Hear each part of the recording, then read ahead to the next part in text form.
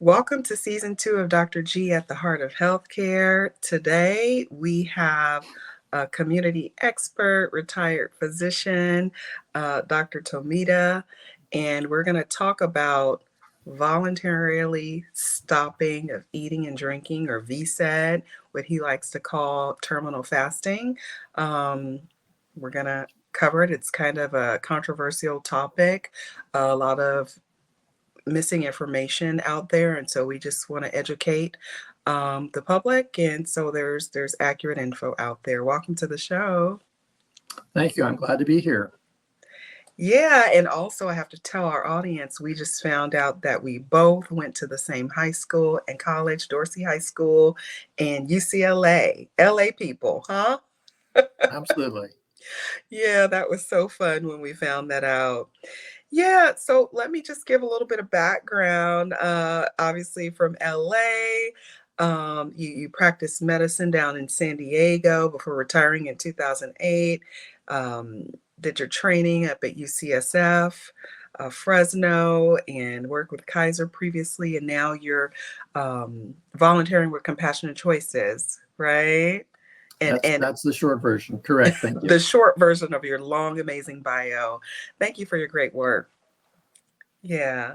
And so we recently ran into each other at the 12th annual Brain Health Forum that was hosted by the San Diego Dementia Consortium, Oasis Senior Advisors, Coastal San Diego, and the Elizabeth Hospice. And you did a talk on alcohol and dementia, and it was very insightful. If you had to summarize that for the folks today, what would you say is what you said in a nutshell?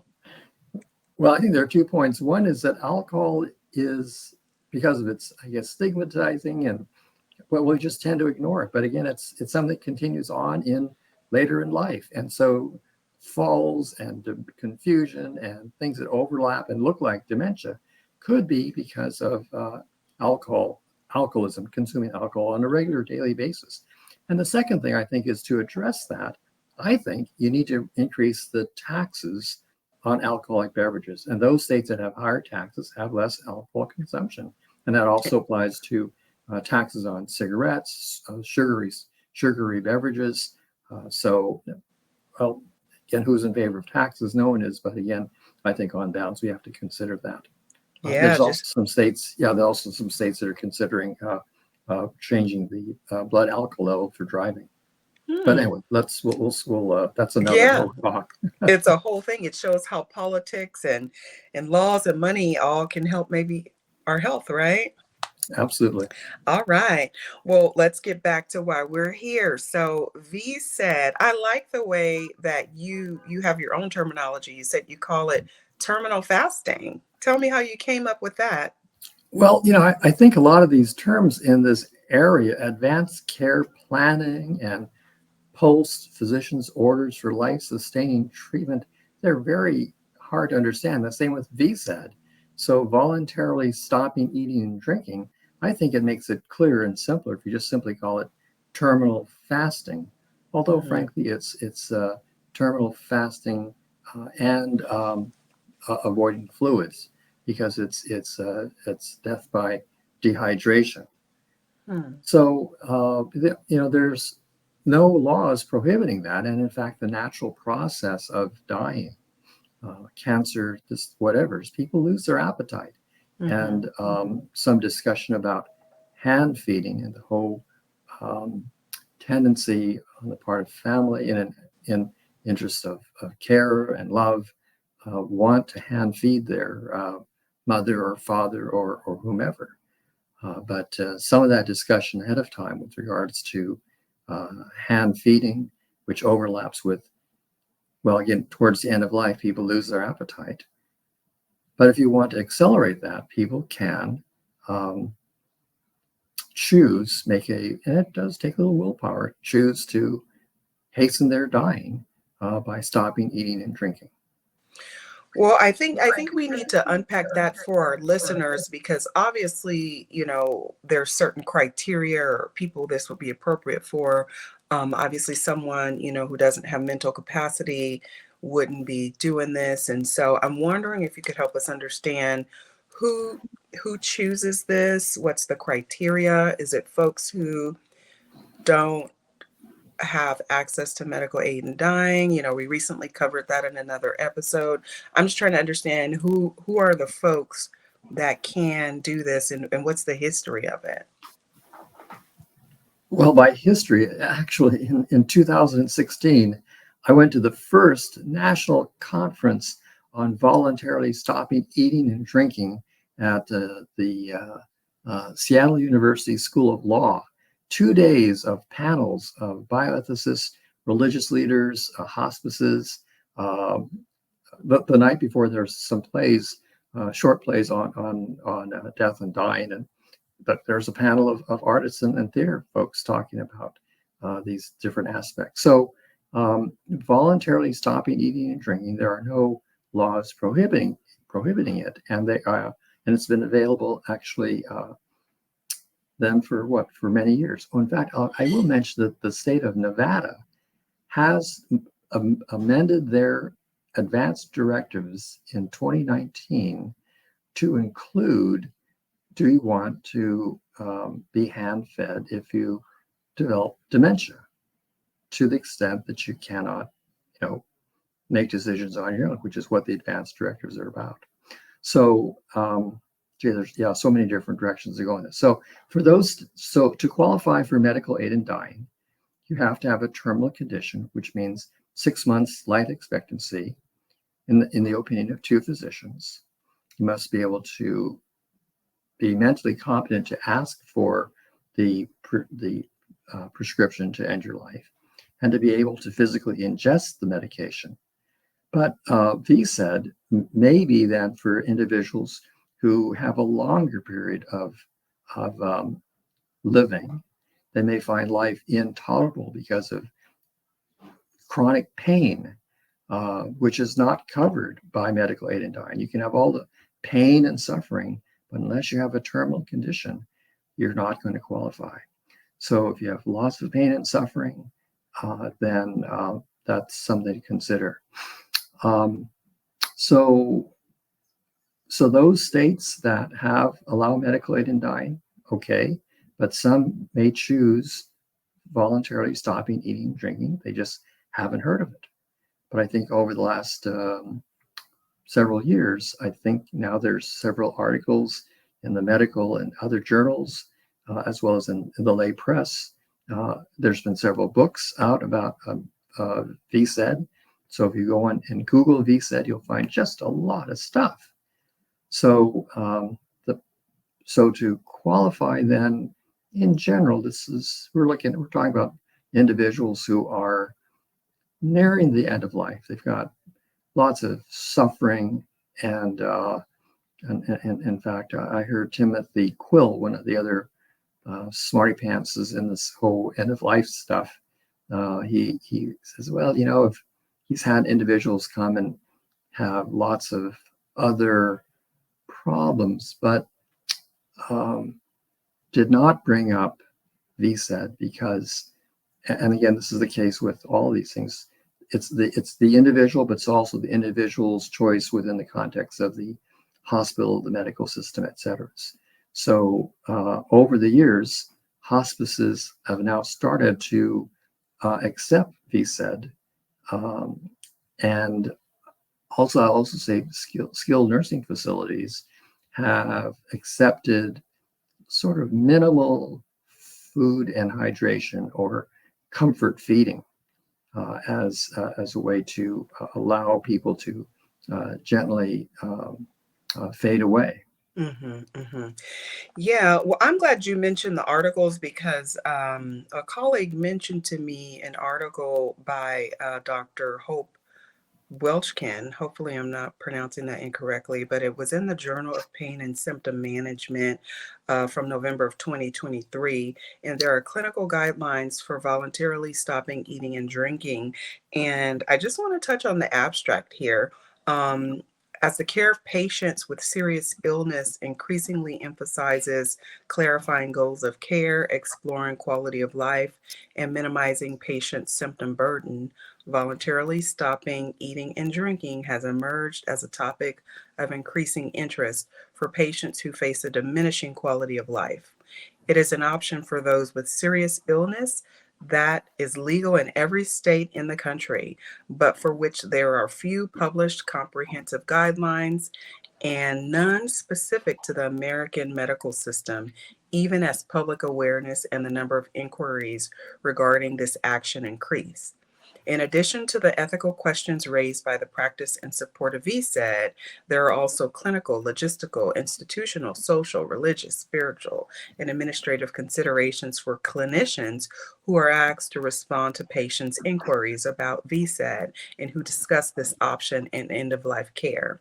With these clinical guidelines, we will seek to provide practical recommendations for clinicians who consider providing support to their patients who contemplate and or undertake this effort to hasten death. I thought this was great because again, I didn't know about this, and if someone comes to, my hospice team, I need to know how to support them, right? And so I'm glad this article's there. I agree. I'm not familiar with that article, but again, it succinctly starts with assessing someone with again, the general term is serious illness, Yeah. not someone who says, "Gee, I lost my money in Vegas or whatever it is." Yeah, not any psych things. We're not talking about suicide, people. I just want to say that that S word is not a part of this. In the states where medical aid in dying is legal, people are protected from those labels. But again, that's not the topic of this podcast today. Today we're purely focused on VSAD or terminal fasting. Right. So individuals that have a serious chronic condition that's making life um, and the suffering intolerable. And pain and suffering is not a criteria for medical aid in dying. So you can have all the pain and suffering, but unless two doctors think you're going to die in 6 months, you don't qualify. Yeah. One of the panels at this conference I went to was hospice panels. And again, the hospice leaders basically said, if you stop eating and drinking, you're going to die in the next week, 2 weeks, month, whatever's. So you will then qualify to being on hospice, which takes care of a whole lot of things. And by the way, if you change your mind, we can take you off hospice. So that's something that's a bit reassuring and also provides a lot of the support that some people need with VSED. And by need, again, on the one end, with a serious illness, cancer, whatever's, people lose their interest in food and they naturally start to lose weight. And then family want to, come on, Dad, have another bite, have another bite. And a lot of skilled nursing facilities spend hours trying to hand feed individuals. So including in your advance directive, whether or not you want to be hand fed is part of this whole range of things, and many skilled nursing facilities now are comfortable with what's called comfort feeding, allowing people to gradually fade away. So there's this range between making a conscious effort to stop eating and drinking, and then if on hospice, getting, if you need to, assistance to make that dying process comfortable. And the main discomfort, I'm told, is the dryness. So dry mouth, dry lips, which can be addressed by moisturizing the lips, spraying little sprays of water or whatever's in the mouth on the tongue will help eliminate some of that sense of dryness. So it takes usually, apparently, a week, 2 weeks, 3 weeks to gradually fade away.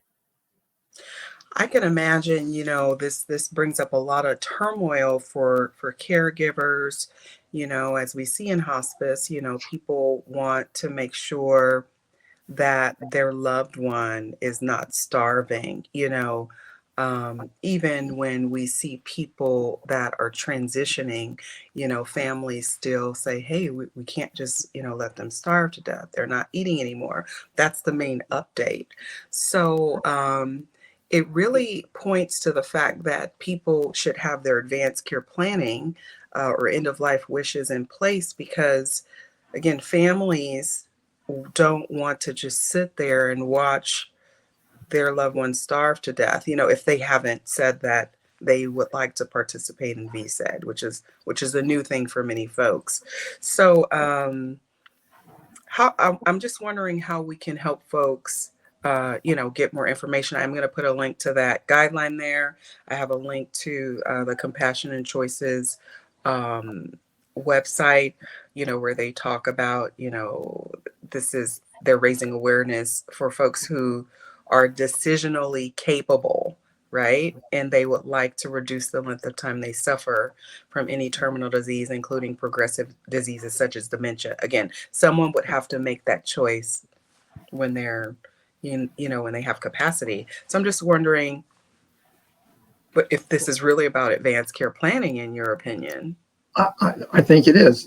I think you mentioned, well, again, mentioning that VSED is not on the radar or the discussion of end of life planning.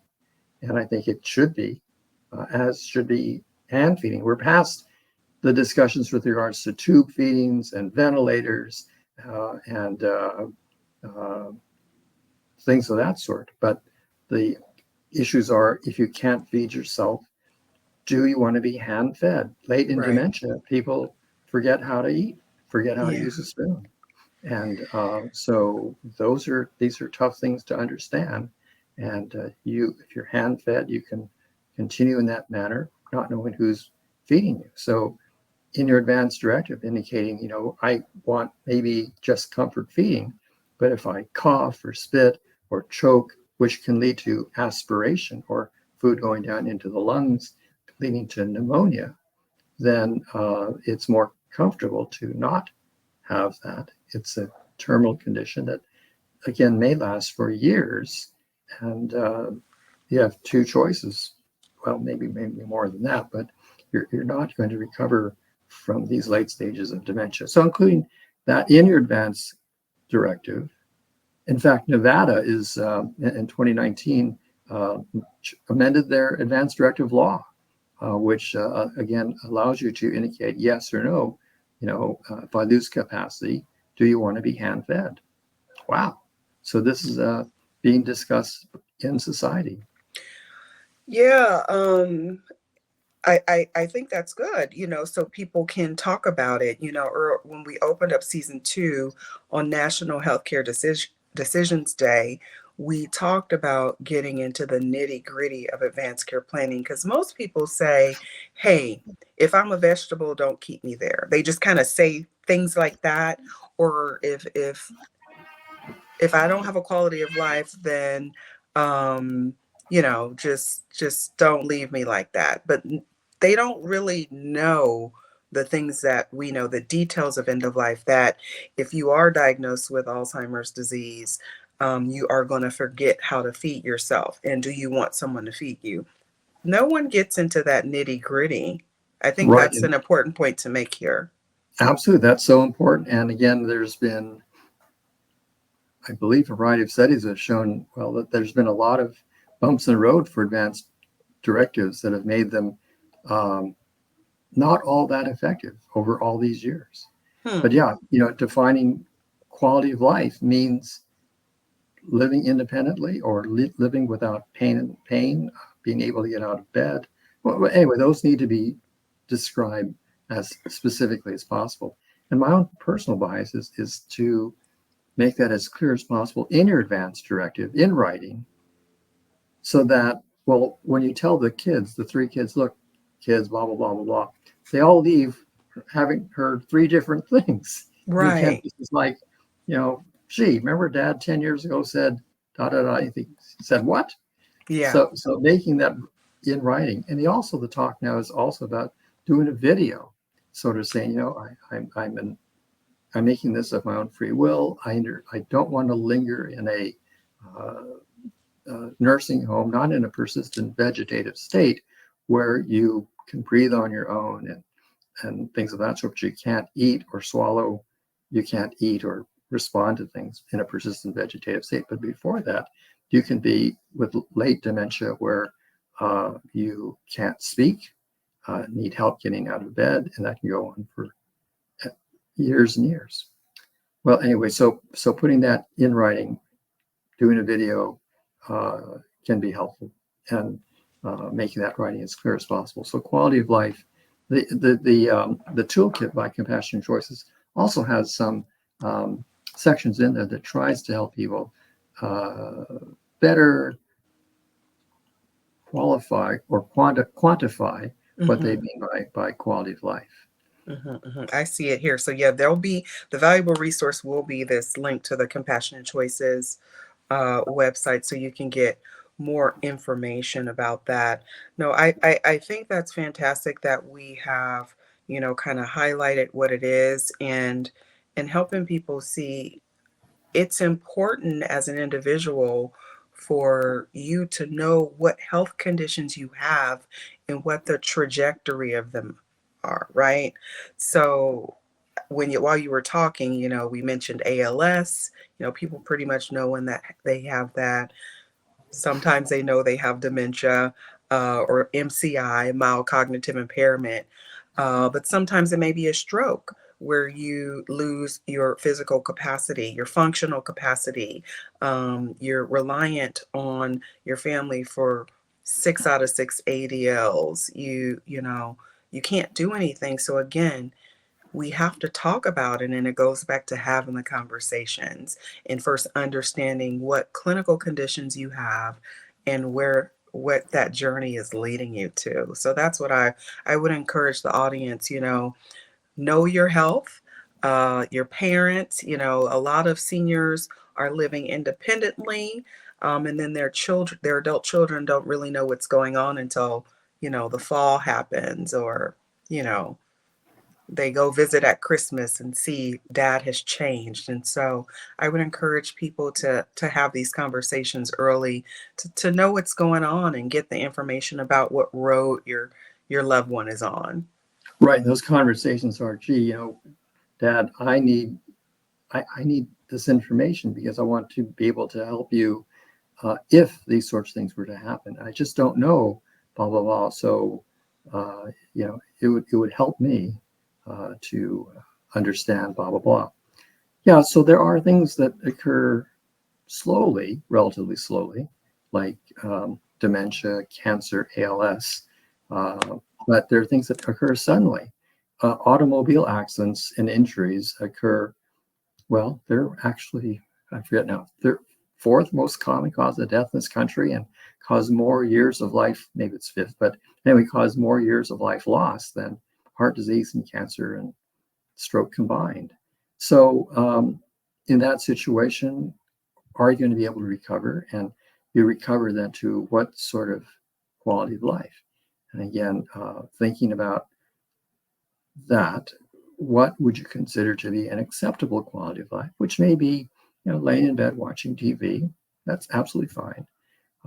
But if it's constant pain or agitation or whatever's, then what can you do? And one of those sorts of things is, again, perhaps, well, I'm going to mention the other sort of thing is stopping eating and drinking by advance directive. We don't know where that's going. That is the controversial, I think, area, is indicating in your advance directive that if you can't feed yourself, do you want your advance directive surrogate to say, look, Dad indicated that he wants comfort feeding. And by the way, a lot of skilled nursing facilities now are comfortable with not totally withholding food and fluids, but giving a minimal amount of food and fluids for comfort. They get nervous with residents losing weight Yeah. as maybe a sign of neglect or things of that Yeah. sort. But if you make And the that clear, dietitian calls. The dietitian calls and we have to tell them it's pleasure feeding. Yeah. Okay, so those are the nitty gritties that people don't understand and need to understand that, this is agreed upon or understood process or the preferred process of the individual. Oh, wow, never thought of that. Okay. Yeah, yeah. Well, I thank you for helping us highlight this. Again, this is controversial even among physicians. Oh, I'm yeah, a part Yeah, I'm a part of, Hospice Medical Director Certification Board. We just had a coffee chat about medical aid and dying, we're all over the country, right? Different states. But I think what's important, just as end of life physicians and even primary care physicians like you were, just to be able to have the appropriate education and expertise about these things to help the public, because the public, they know what they want, and we just can't sit on our hands and not educate them about what's appropriate. And so I'm grateful for this physician, Dr. Hope Welchkin, who put together the guidelines for people who may have patients who choose it, so that we're ready. And glad Compassionate Choices has information that we can put out for people to do their own research. So thank you. Do you have any closing thoughts before we let the people go? Oh my gosh, the time went by like that. Yeah. Thank you for the opportunity to kind of share some thoughts and again let the public know that this is an option. This is another choice. Voluntarily stopping eating and drinking if faced with uh, very difficult end of life choices. Thank you. Yeah. All right. Well, we're signing out on Dr. G at the Heart of Healthcare, Dorsey Dons, and UCLA Bruins. Peace.